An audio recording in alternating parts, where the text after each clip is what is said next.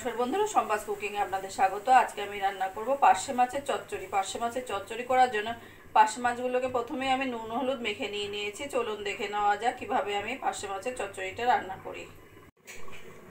কড়াইতে তেলটা ভালো করে গরম করে নিয়েছি। এবার আমি মাছগুলো ভেজে নেব।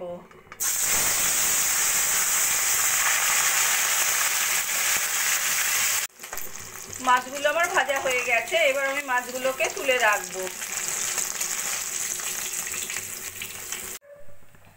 কড়াইতে ওই তেলের মধ্যে দিয়ে দেবো আমি কালো জিরে ফোড়ন, আর দিয়ে দেবো মিডিয়াম সাইজের 4টে পেঁয়াজ পাতলা পাতলা করে কেটে নেওয়া। দিয়ে দেবো একটা মিডিয়াম সাইজের আলু ছোট ছোট করে কেটে নেওয়া। এবার পেঁয়াজ আলুটা একটু ভালো করে ভাজা ভাজা করে নেব। আলু পেঁয়াজ ভালো করে ভাজা ভাজা করে নিয়েছি। এবার দিয়ে দেবো আমি পরিমাণ মতো নুন, হলুদ, জিরের গুঁড়ো আর কাশ্মীরি লঙ্কার গুঁড়ো।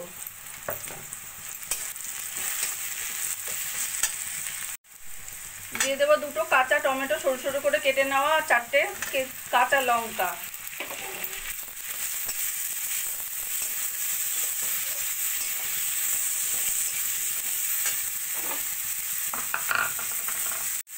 দিয়ে দেবো 2 চামচ মতো আদা রসুন বাটা।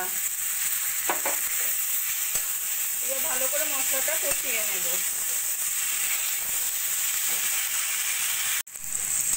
মশলা ভালো করে কষিয়ে নিয়েছি। এবার দিয়ে দেবো আমি পরিমাণ মতো জল।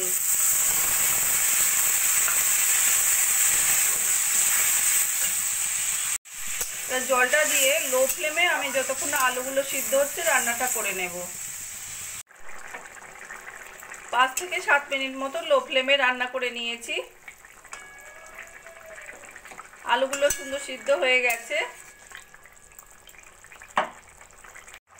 এবার দিয়ে দেবো আমি ভেজে রাখা মাছগুলো। মাছগুলো ভালো করে ঝোলের সঙ্গে মিশিয়ে নেব।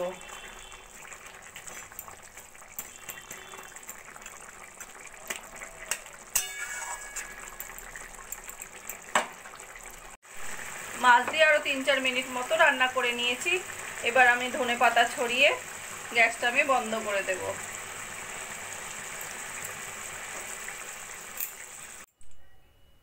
কাঁচা টমেটো দিয়ে পার্শে মাছের চচ্চড়ি রান্নাটা আমার কমপ্লিট হয়ে গেছে। আমার এই রেসিপিটা যদি ভালো লাগে আপনারা বাড়িতে বানিয়ে দেখতে পারেন। গরম গরম ভাতের সঙ্গে খেতে অসাধারণ লাগবে। আর কমেন্ট করে জানাবেন কেমন লাগলো। প্লিজ লাইক, শেয়ার ও সাবস্ক্রাইব করবেন। আর যদি ফেসবুক পেজ থেকে দেখেন ফলো করবেন প্লিজ।